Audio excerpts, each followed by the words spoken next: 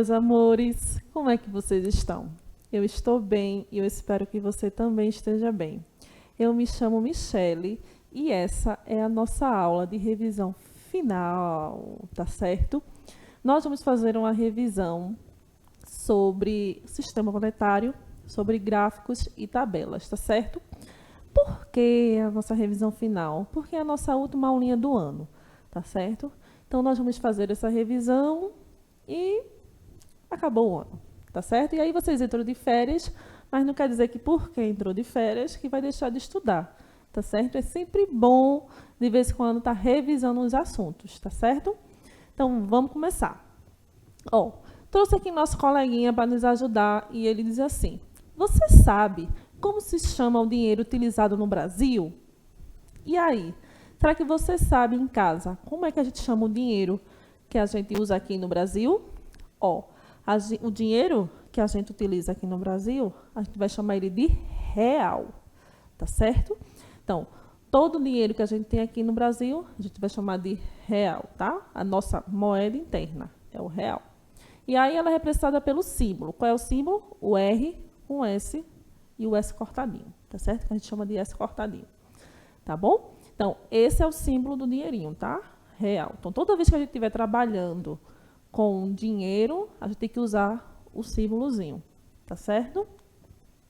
E aí, nossa outra coleguinha, ela diz assim: será que o nosso dinheiro sempre se chamou real? Será que ele já teve outros nomes? Ou desde sempre aqui isso foi chamado real? Não, né? Que eu já escutei alguém dizendo aí em casa. Antigamente, tá? Nós tínhamos o dinheiro chamado cruzeiro, aí depois passou para cruzeiro novo, depois para cruzado, depois cruzado novo, depois para cruzeiro real e agora se chama real, tá certo? Mas, e aí, professora, desde quando? Desde 1994, tá certo? Em 1994 foi que o nosso dinheiro passou a se chamar real, tá certo? E aí, nossa outra coleguinha, ela traz outra perguntinha bem interessante para a gente. E nos outros países, né? Como é que se chama o dinheiro? Será que lá na Europa eu vou chamar o dinheiro de lá de real também? Será que lá nos Estados Unidos eu vou chamar o dinheiro de lá de real também? Ou será que cada paizinho tem o seu dinheirinho, tem a sua unidade monetária? Será que cada continente tem a sua unidade monetária? E aí, né? Cada continente, cada unidade tem seu dinheirinho, né? Cada país tem o seu dinheiro. Então, por exemplo, lá nos Estados Unidos, eles não usam o real. Ele vai usar o dólar, tá certo? E quando a gente vai lá para a Europa, eles utilizam o euro, tá certo? Não são todos os países, mas a maioria dos países lá utilizam o euro, tá certo? Então, quando a gente for viajar, a gente tem que prestar atenção nisso, tá?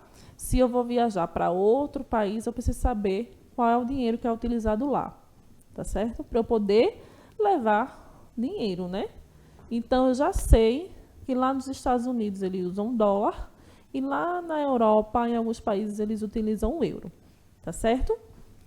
E aí, nosso coleguinha também trouxe outra pergunta bem interessante. Para quê que eu vou usar o dinheiro? Para que nós usamos o dinheiro, né? A gente pode usar o dinheiro quando vai fazer uma compra, né? A mãe da gente faz assim: vá na padaria comprar pão. E aí, o que é que a gente leva? Dinheiro. Então, eu uso dinheiro para comprar. Posso comprar o quê? Comida, bebida, roupa, sapato, brinquedo, produtos de cabelo. Então, toda vez que eu quiser comprar alguma coisa, eu preciso pagar e aí eu posso usar o dinheiro, tá certo? Para isso que o dinheiro serve, para comprar algumas coisas. Mas só para comprar, não, né? Por exemplo, eu quero ir no cinema e quero assistir um filme. Não é de graça, então eu preciso pagar o ingresso para assistir esse filme. Se for um show, eu uso dinheiro para pagar o ingresso do show, tá certo? E se eu quiser, por exemplo, andar de ônibus? Preciso pagar a passagem do ônibus. Então, o dinheiro é muito importante. A gente usa o dinheiro para essas coisinhas do dia a dia, tá certo? Então, comprar alimentos, comprar remédio, roupa, pagar passagem de ônibus, ingresso de cinema, ingresso de show. Então, é para isso que a gente usa o dinheiro, tá? Não vá me inventar de rasgar dinheiro, que não pode. Dinheiro não pode rasgar dinheiro, tá? Só se for para comprar as coisas. E aí nós temos as cédulas e as moedas, tá certo? A cédula é aquele famoso dinheirinho de papel, né, que a gente chama. Pega o papel aí, pega o dinheiro de papel, pega a cédula. Então, é um dinheirinho de papel. E as moedas são as moedinhas, né? Que vai de 5 centavos, 10 centavos, 25 centavos, que a gente chama de centavos. Mas aí a gente também tem a moedinha de R$1, tá certo? Então, o nosso dinheirinho ele é dividido em cédulas e em moedas, tá? Então, preste atenção aqui comigo agora, que já que a gente fez essa revisãozinha, já que a gente já relembrou que o nosso dinheirinho, ele se chama real, que ele nem sempre se chamou real, e que em outros países eu vou usar outras moedas, né? Outras unidades monetárias. Aí agora a gente vai e faz uns exercíciozinhos, tá certo? Ó, observe a quantia e marque a opção certa. Muito fácil, né, gente? Eu vou contar as cédulas e vou marcar a opção certa. Então, conta comigo aqui, ó. Eu tenho uma cédula de R$20, uma de 10 e uma de 5. Como é que eu vou fazer? 20 mais 10 mais 5. Quanto é que é lá na nossa continha de adição? Deu R$35. Tá certo? Quando eu estiver contando dinheiro, conto normalmente, como se fosse uma continha de adição normal, tá? Não tem mistério em contar dinheiro, tá? Então, eu tenho 5 mais 2 mais 2. Quanto é que dá? Conta aí em casa quanto é que dá 5 mais 2 mais 2. Vai dar R$9, tá certo? Agora, conta de novo aí. Eu tenho uma cédula de 10 e uma de R$2. Quanto é 10 mais 2? R$12, tá certo? Professora, tem sempre que está falando reais? É bom, porque aí a gente vai e já sabe que a gente está falando de dinheiro, tá certo?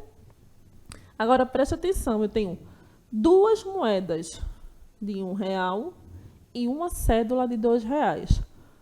Conto normalmente, minha gente, não tem problema. 1 mais 1, 2. 2 mais 2, 4. Então, aqui a gente vai ter R$4, tá certo? Viu que não tem mistério para contar dinheiro? Então, a gente conta normalmente, tá? Fazendo a adição. Agora, acompanha comigo. Ó, observe os preços do produto que está lá na lanchonete da escola. Então, digamos que na minha escola esteja vendendo esses produtos alimentícios. E aí eu vou ter suco, refrigerante, picolé, pipoca, sanduíche e bolo. Tá certo? Quais são os preços? Vou ter aqui o suco a R$4, o refrigerante R$5, o picolé R$2, a pipoca R$1, o sanduíche R$4 e o bolo R$3. Tá certo? E aqui a gente tem as perguntinhas. Primeira pergunta é o seguinte: qual é o produto mais caro? Se é o mais caro, é o que custa mais. Se é o que custa mais, é o que tem o número mais alto aqui, ó, que é o refrigerante, porque ele está custando R$5. É o produto mais caro que a gente vai ter aqui. Eu perguntei o mais caro, agora eu vou perguntar o mais barato. Qual é o produtinho mais barato que eu vou ter aqui? Quem é? Eu acho que eu já escutei alguém dizendo aí, ó, pipoca. Por quê? A pipoca vai custar R$1, tá certo? Então, o mais caro, o refrigerante, e o mais barato, a pipoca, tá certo? Agora é a pergunta: quais os produtos que custam o mesmo valor? Tem 2 produtos aí, ó, que está custando o mesmo valor, tá? Ou seja, se eu for comprar um e o outro, vou pagar o mesmo valor nos produtos. É o suco e o sanduíche. Porque os dois, ó, custam R$ 4. O sanduíche custa 4 e o suco custa R$ 4, tá certo? Se você comprar um picolé e uma fatia de bolo, quanto gastará? Picolé, R$ 2. Fatia de bolo, R$ 3. Quanto é que eu vou custar? Quanto é que eu vou pagar? Vou pagar R$ 5, né? Por quê? Um custa 2, o outro custa 3. 2 mais 3, 5. Né? Então, se eu quiser comprar o picolé e o bolo, eu vou pagar R$ 5. Tá certo, gente? Agora a gente vai falar só um pouquinho de gráfico para a gente relembrar, tá bom? Ó, os gráficos são recursos utilizados para representar um fenômeno que possa ser mensurado, quantificado e ilustrado das formas mais ou menos lógicas, tá certo? Então, a gente tem aqui alguns exemplos de gráficos. E aí eu vou ter o gráfico de coluna, lembra? Que parece a coluna da casa, por isso que a gente chama ele de gráfico de coluna. Ele vai assim, ó, na vertical. E ele é bem parecido com o gráfico de barras, mas aí a gente costuma dizer que ele está deitadinho, na horizontal, tá certo? Lembrando que todo gráfico tem o quê? Título, tem quantidades numéricas, né? Que aí aqui no de coluna ele vai estar aqui na vertical, já no de barra ele fica aqui na horizontal, os numerozinhos. E cada tracinho desse representa uma informação, tá certo?